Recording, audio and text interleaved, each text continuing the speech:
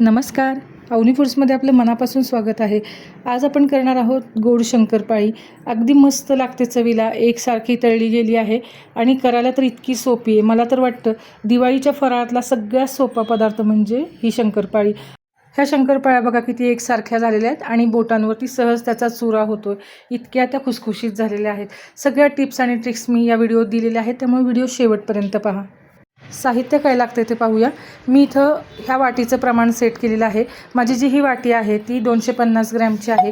इथं मी 200 ग्रॅम साजूक तूप वितळवून घेतलेलं आहे, 250 ग्रॅम साखर आणि त्याच वाटीने सेम मी इथं 1 वाटी पाणी घेतलेलं आहे.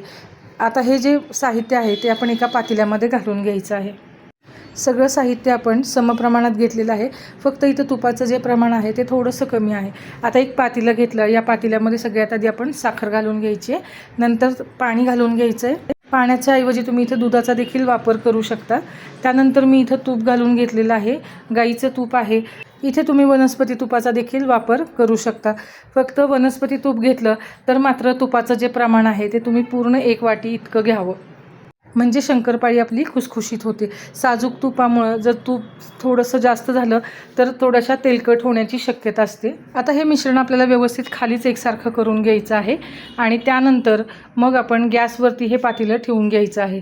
आपल्याला फक्त या मिश्रणातली साखर विरघळेपर्यंतच आपल्याला गॅस चालू ठेवायचा आहे. एकदा का साखर विरघळली म्हणजे मग हे मिश्रण आपलं शंकरपाळीसाठी तयार होऊन जाईल. आपल्याला हा साखरेचा पाक तयार करायचा नाही आहे, त्यामुळे फक्त साखर विरघळेपर्यंतच आपल्याला हे मिश्रण सतत ढवळत राहायचं आहे. साधारणपणे 3 ते 4 मिनटानंतर यातली साखर विरघळली जाते. तुम्हाला इथं साखरेच्या ऐवजी पिठी साखरेचा जर वापर करायचा असेल तरी देखील करू शकता.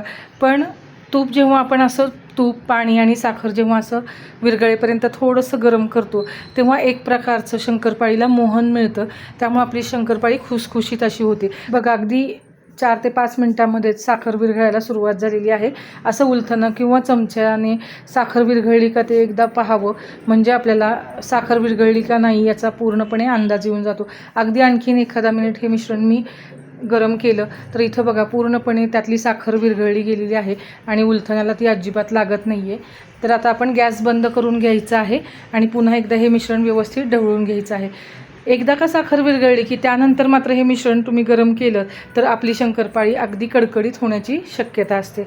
आता हे शंकरपाळीसाठी तयार झालेलं मिश्रण आपण एका पसरट पाटीमध्ये ओतून घ्यायचं आहे आणि ते पूर्णपणे थंड झाल्यावरतीच मग आपल्याला यामध्ये शंकरपाळीचं पीठ मळून घ्यायचं आहे. आता 10 ते 12 मिनिट झालेले आहेत.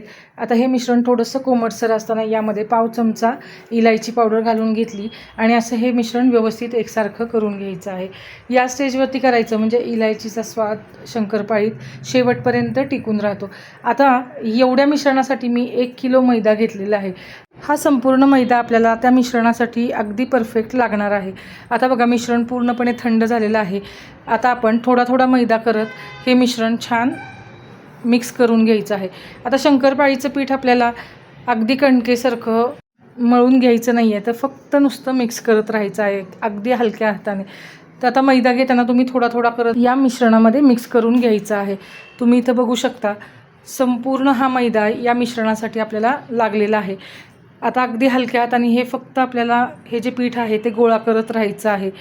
तुम्हाला इथं लक्षात येईल की अजिबात यासाठी आणखीन पीठ लागणार नाही आहे किंवा हे मिश्रण सैल पण झालेलं नाही आहे.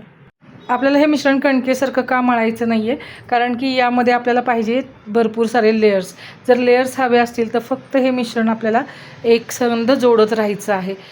गोळा फक्त आपल्याला मध्यभागी करत राहायचा आहे आणि इथं तुपाचा वापर केलेला असतो, त्यामुळं अगदी खुसखुशीत अशा ह्या शंकरपाळ्या तयार होतात, कारण त्याला भरपूर असे लेयर्स येतात. बघा आपल्या साहित्याचं प्रमाण अगदी अचूक आहे, त्यामुळं 1 किलो मैदा बरोबर या प्रमाणात व्यवस्थित भिजला गेला आहे.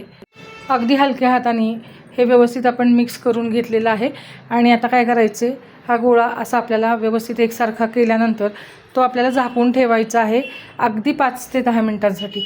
पण आपल्याला ह्याला फार रेस्ट द्यायची गरज नाही. अगदी शंकरपाळी आपली पटकन लाटली जाते.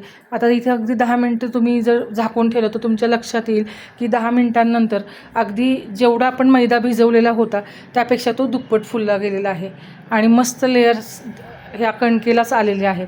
आता हे जे भिजवलेलं पीठ आहे त्याचे आपण थोडे थोडे गोळे करून घेणार आहोत. तुम्ही तर बघा आत्ता असताना इतके छान लेअर आलेले आहेत. तर आपण जे गोळे किंवा उंडे करून घेणार आहोत ते मोठे मोठे करून घ्यायचे आहेत, जेणेकरून आपल्याला पोळपाटावरती जाडसर पोळी लाटून घ्यायची आहे. आता जर तुम्हाला शंकरपाळीचे फारच लेयर्स पाहिजे असतील तर काय करायचं, ही पोळी आपल्याला व्यवस्थित अशी लाटून घ्यायची आहे. आता यामध्ये तूप आहे त्यामुळं या पोळीला क्रॅक जाणारच आहे, त्यामुळं घाबरून जायची काही गरज नाही आहे. अशी पोळी लाटून घ्यायची आहे. अगदी व्यवस्थित ही पोळी लाटली जाते. अगदी सगळ्या भागात एकसारखी ही पोळी आपल्याला लाटून घ्यायची आहे. आणि त्या पोळीचे 4 फोल्ड करून असे व्यवस्थित आपण पुन्हा एकदा ही पोळी चौकोनी लाटून घ्यायची आहे. असं केल्याने आपल्या ज्या शंकरपाळीच्या लेयर्स आहेत त्या जास्तीत जास्त येतात.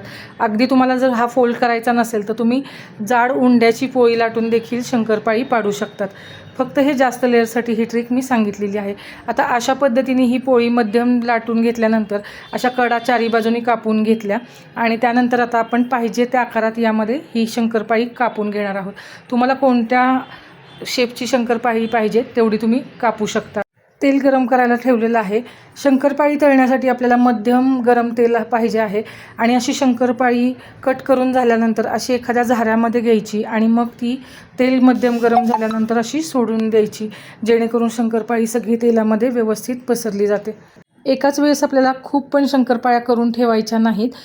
एका लाटीच्याच आपण शंकरपाळ्या तळायला घ्यायच्या आहेत. आणि जर तुम्ही एक एक करून शंकरपाळी टाकली तर काय होतं, काही शंकरपाळ्या पटकन गरम होतात, काही नंतर गरम होतात. त्यामुळं शंकरपाळीचा रंग एकसारखा येत नाही. शंकरपाळी टाकल्या लगेचच आपण याला उलटपुलट करायचं नाही. साधारणपणे खालची बाजू सेट झाल्यानंतर मग आपण एखाद्या काठी चमच्याने व्यवस्थित मध्यभागी या शंकरपाळ्या तळातून हलवून घ्यायच्या आहेत.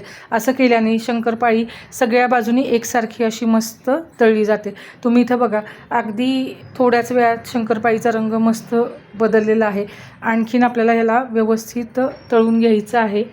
शंकरपाळी तळत असताना शंकरपाळी जेव्हा आपण तेलामध्ये सोडतो तेव्हा तेल आणि शंकरपाळीचं प्रमाण योग्य असावं. कारण तेल जास्त आणि शंकरपाळी जर आपण कमी घातली तेलामध्ये तर शंकरपाळी अतिशय तेलकट होते. आणि या उलट जर तेलाची मात्रा कमी असेल आणि शंकरपाळीचं प्रमाण जास्त असेल, जर आपण असं केलं तर काय होतं, शंकरपाळी फिरायला तळत असताना जी फिरली जाते तर ती फिरायला जागा राहत नाही आणि त्यामुळे मग आपली शंकरपाळी तेलामध्ये विरघळण्याची शक्यता असते. इथं बघा मस्त शंकरपाळीचा रंग छान बदलला गेला आहे. अशाच या बिस्किट रंगावरती आपल्याला या शंकरपाळ्या तळून घ्यायच्या आहेत. आणि सतत आपण एखाद्या काठी चमच्याने अशा मस्त फिरवत राहिलो त्यामुळं काय झालेलं आहे, शंकरपाळी अगदी सगळी एकसारख्या रंगावरती तळली गेलेली आहे. शंकरपाळी तळायला थोडासा वेळ लागतो, पण अशा एकसारख्या तळल्या की दिसायला त्या छान दिसतात. अशाच पद्धतीने आपण सगळ्या शंकरपाळ्या व्यवस्थित तळून घेणार आहोत. आणि ही शंकरपाळी अतिशय खुसखुशीत झालेली आहे. तुम्ही इथं बघू शकता भरपूर सारे असे याला पदर सुटलेले आहेत.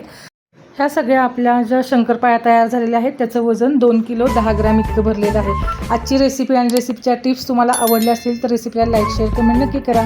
धन्यवाद.